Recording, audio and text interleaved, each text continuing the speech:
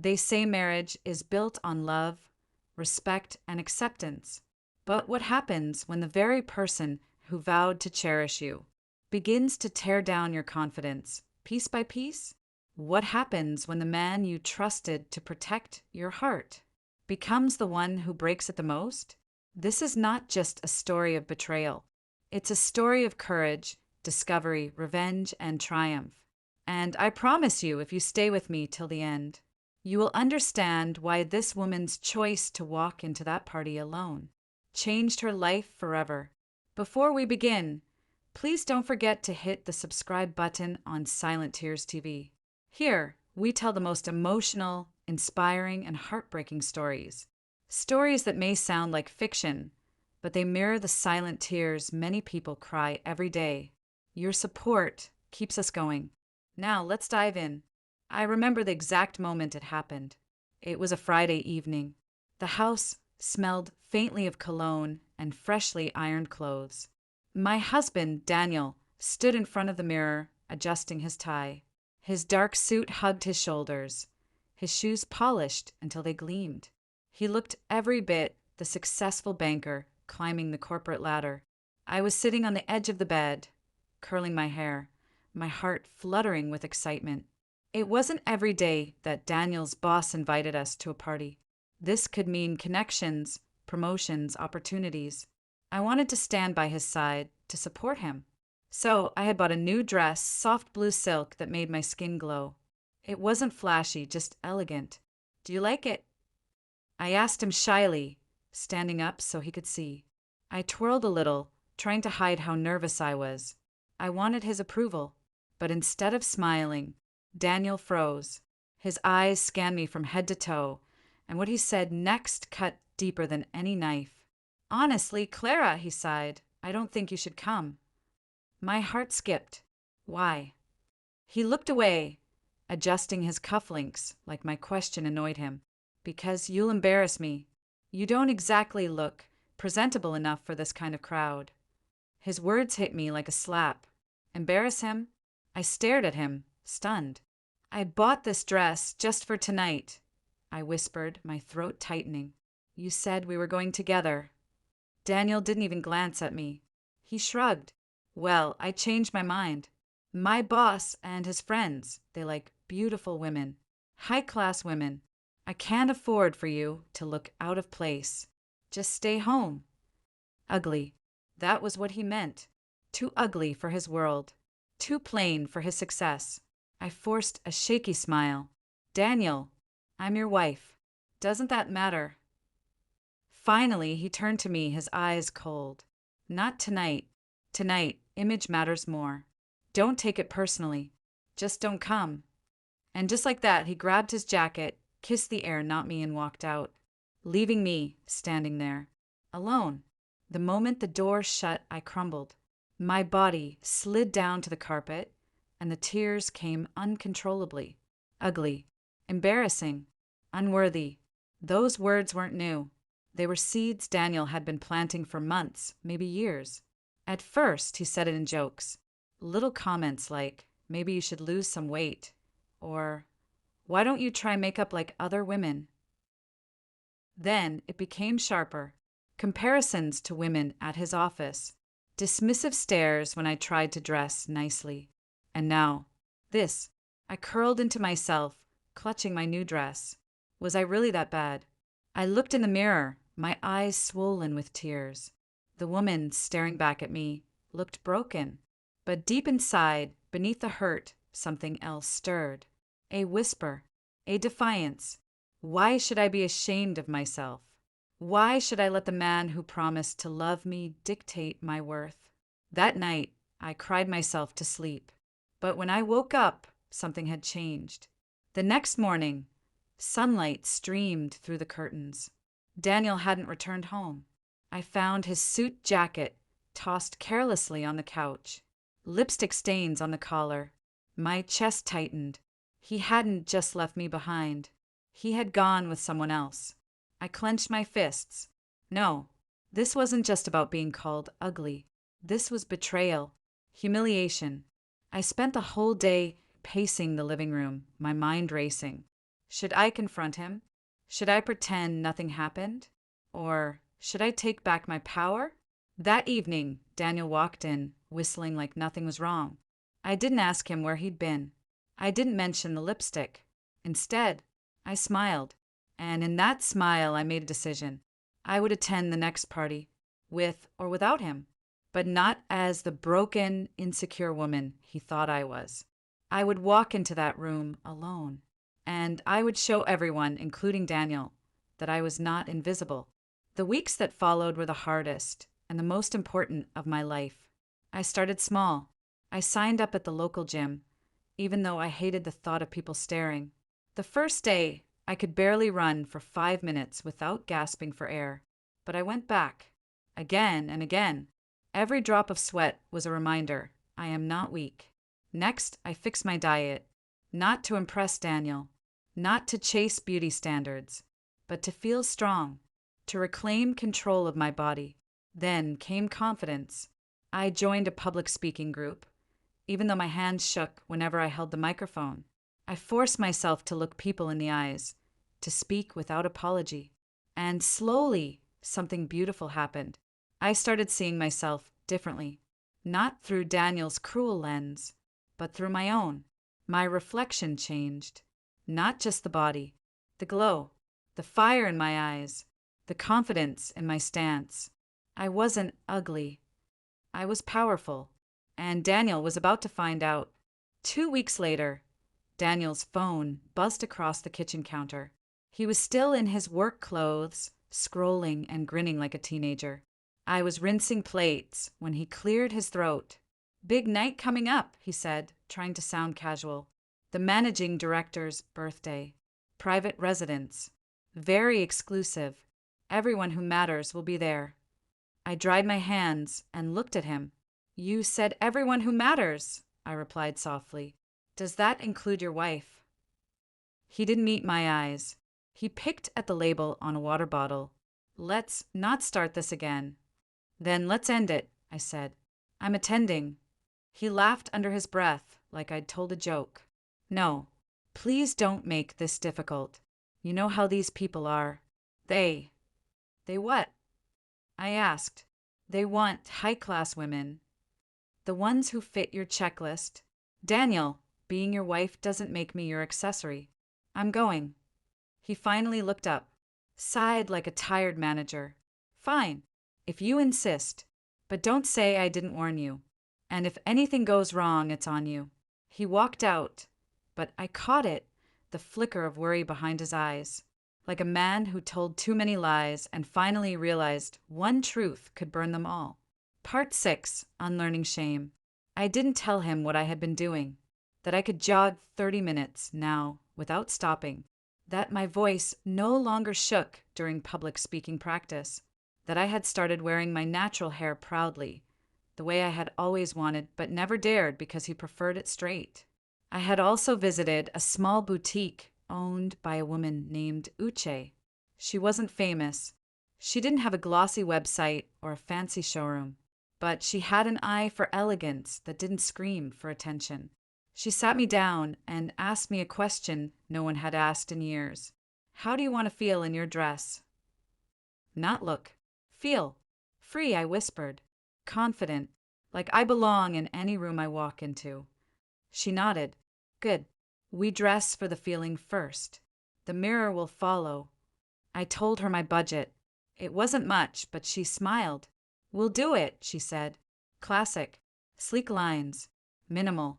Let your presence do the talking." While she took my measurements, I noticed photos taped to her wall.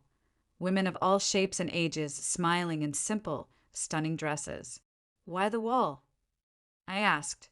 "So they remember," she said, pinning my waist gently. "What power looks like on them." I left the shop with a fitting appointment and a promise to myself. No more begging for permission to exist. Every morning, I stood in front of the mirror and said 3 simple lines. "I am worthy. I am enough. I will not shrink." They sounded cheesy at first, but as the days passed, I noticed the way my shoulders opened, the way my voice softened into certainty instead of apology. I went to the salon and chose a neat, low bun that framed my face without hiding it. No heavy makeup, just a fresh glow, a line of mascara and soft lips. I no longer wanted to look like someone's idea of beauty. I wanted to look like me. I also called my best friend, Joy. We hadn't spoken in months because I'd withdrawn from everyone. When she picked up, she was silent for a moment, then sighed with relief. "Clara, you disappeared," she said. "I was worried." "I disappeared into someone else's expectations," I replied. "But I'm back." She laughed. It was a happy sound. "So, what's happening?" "I'm going to a very important party," I said, "and I'm going alone." Joy understood without questions. She said the 4 words I needed. "I'm proud of you." The day of the party, I went to UCHE's boutique for my final fitting. When I stepped into the dress, it felt like a promise. Midnight blue, a soft, sculpted neckline, a line that skimmed my body without clinging, a slit that whispered confidence, not plea. UCHE stood behind me and fastened a delicate clasp. She added small earrings and a thin bracelet. "No necklace," she said. "Let your face be the story." When I turned to the mirror, I didn't gasp. I breathed, deep, even, calm, the way a queen breathes when she takes her throne. Not to boast, just to belong. UCHE touched my shoulder. "You look like yourself," she said. It was the highest compliment I could receive. I paid her, hugged her, and promised to send photos. "Don't bother," she said, smiling. "I already know how you'll look when you walk into that room." "How?" "Like the woman who owns her silence and her thunder." Daniel left early with his team, as usual. He didn't ask if I needed a ride. I didn't ask him for one. I ordered a ride and sat in the back seat, watching the city slide by in warm, amber light. For months, I had learned to breathe through panic. Tonight, I breathed through power. My driver glanced at me in the mirror. "Big night," he asked, polite. "Important," I said, "but not the night itself. What I'm about to leave behind." He smiled. "Sometimes the door we close is the real celebration." I looked out at the skyline and thought, Amen. The managing director's home was elegant and guarded. A long driveway, lanterns, laughter floating across the lawn like spilled champagne. Couples moved up the steps in glossy waves. Cars purred. Photographers snapped. I stepped out of the car, thanked the driver, and started walking. No rush. No hiding. At the security check, a man with a clipboard asked my name. "Clara," I said, and gave my last name. He scanned the list and nodded. "Welcome, ma'am." I felt a sudden wave of gratitude to my past self for not begging Daniel to add me. I had emailed the secretary myself the week before. "Wife of Daniel," I wrote, attending independently. No fuss, no story, just fact. Inside, the house glowed with warm lights and expensive taste. I held my clutch, lifted my chin, and moved where the joy was, toward the laughter, toward the music, toward the group that looked least guarded. I found Daniel near the bar, surrounded by coworkers. He was mid-gesture, bragging about a project, when his eyes landed on me. His hand froze. His mouth stayed open. The group turned to see what he was staring at. I did not flinch. I walked past them like air, stopped at the bar, and asked for sparkling water with lime. My hand didn't tremble. I didn't seek his approval. I let the moment belong to me. "Clara," he said, finally, voice tight. "You came." "I was invited," I replied gently, "by the host. I RSVP'd. I'm glad you made it too." A few people smiled at that. Not cruel smiles, curious ones. Who was this woman standing in poise, speaking softly but with steel? Daniel tried to pull me aside. "We need to talk," he hissed. "In a moment," I said. "I want to greet our host." I spotted her near the piano, Mrs. Ade. Everyone said she was gracious and observant, the quiet power behind her husband's success. She was speaking with a small cluster of guests when she looked up and noticed me. She smiled as if she knew me. "Clara," she said, opening her arms. It's lovely to finally meet you. I've heard about your community cooking classes. My surprise must have shown because she laughed lightly. Uche told me, she said. The boutique owner. We support her foundation. She said you've been volunteering, teaching young women how to cook simple meals for business. I nodded, still processing. I'm learning myself, I said honestly. I only started the classes to help a neighbor, but it grew. That's how the best things begin, she replied. Come. I want you to meet a friend from a women's mentoring group. As she led me through the room, I noticed how she never rushed. She walked as if every step mattered, like a woman who had nothing to prove and everything to give. She introduced me to a small circle, 2 entrepreneurs and a school counselor. They asked about the cooking classes, and I told them the truth, that I had lost myself in my marriage and found myself by trying to help others. That food had become a way to talk about dignity, budgeting, confidence. That the classes were for anyone who needed a soft place to learn and stand up again. They listened. They asked thoughtful questions. They exchanged numbers. And for the first time in a long time, I felt seen for something I'd built with my hands and heart. Behind us, I felt Daniel's presence hovering like a storm cloud. He had always wanted me to be quiet in public, smile, nod, be agreeable. But tonight, I wasn't performing. I was simply present. The music softened and small speeches began. As the host thanked everyone for coming, I overheard a whisper, the soft kind that only travels in wealthy rooms. Is that the banker's wife? The one he said had no social polish? I think so. She seems lovely and centered. I didn't turn around. I didn't need confirmation that Daniel had been speaking about me carelessly. I had already seen the lipstick. I had already felt the blade of his words. But somehow, the whispers didn't sting.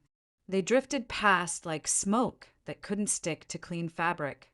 What mattered was what I built next. After the speeches, I stepped outside to breathe. The night air was cool, the garden lights soft.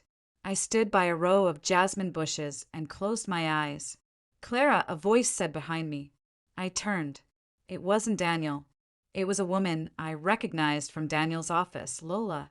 She looked uncomfortable. I don't want to get involved, she began, but I feel I owe you the truth. I waited. Your husband has been careless, she said. Not just with words, with behavior. He brings a woman to after-hours drinks, says she's a client, but everyone knows. It's embarrassing for the team. I watched a moth circle a lantern. I'm not surprised, I said softly, but thank you. She swallowed. There's also something else. He's been taking credit for the team's ideas, putting his name on them. Your name comes up sometimes as a joke. The boring wife. He finds approval by tearing you down. I looked at her. Why are you telling me? Because when you walked in tonight, the room changed, she said. People saw you, and I realized the version of you we heard from him was a lie. I nodded once. Thank you for your courage. She exhaled and slipped back inside. I stayed in the garden a few more minutes, then returned to the party with a steady mind. I wasn't here to rescue a reputation. I was here to claim my place. At some point, a slow jazz number filled the room. Couples took the floor. Daniel approached. Let's dance, he said between clenched teeth. It will look good.